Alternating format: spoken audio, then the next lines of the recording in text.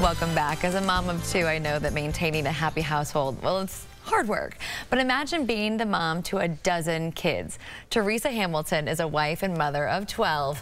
And now you and your husband, first of all, welcome to the show. Thank you very much for having me. Let's get into this. You and your husband have a really simple rule that you follow. Tell us about that. Okay, the simple rule that we follow is you get to instead of you have to. So when we get to take somebody to practice, we get to go to the store so that, and you catch yourself during the day saying, you know what?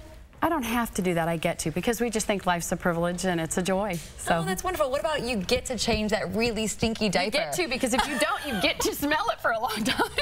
There you go. So how do you do it? I mean, do you just, you don't sleep, do you? You don't sleep with No, I sleep very well. Oh, you do? Oh, okay. yeah, when I hit the bed, I'm out. So what are some of the other parenting advice maybe that friends have given to you that you've really applied to raising your 12 kids? Okay, one man made a big impact. He said that he really felt like he was doing something at work that was so important, and then he realized when he went back a month later after changing jobs that nobody really knew who he was, and he said, I made a big mistake. I needed to make my wife wildly successful at what she does at home. And by doing that, he said he just realized if he had focused more on making it easier for her as a stay-at-home mom and encouraged her and anything he could do to build her up, that would last a lifetime. He said, she does what lasts a lifetime. I do what helps our family right now.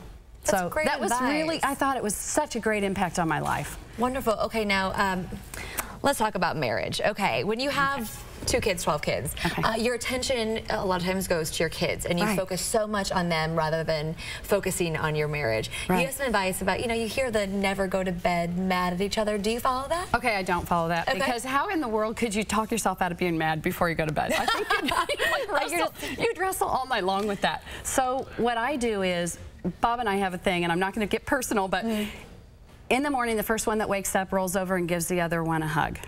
Oh. And then before he goes to work, I always say, I don't want you to give me a kiss that I won't remember.